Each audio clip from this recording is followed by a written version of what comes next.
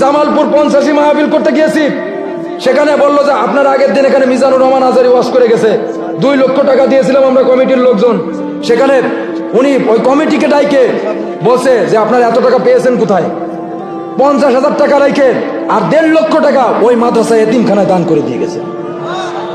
আজকে আপনি ডক্টর মিজানুর রহমান আজহারির সাথে মুসাফা করেছেন, আপনি আবার পুনরায় কাফের থেকে মুসলমান হয়ে গেলেন। তাহলে আপনার যে বৈধ স্ত্রী ওটা কি হলো? ওটা তো তালাক হয়ে গেল।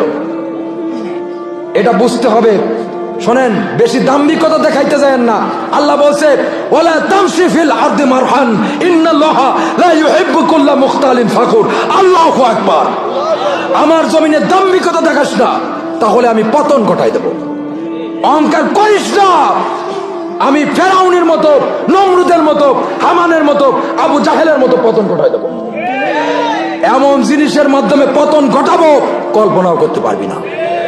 এই জন্য আমার জমিন ওয়ালাহুল খালকুল আম, সৃষ্টি আমার, আইনও চলবে আমার। আমার জমিনে বাড়াবাড়ি করিস না, থাপ্পড় মেরে জাহান্নামে পাঠাই দেবো।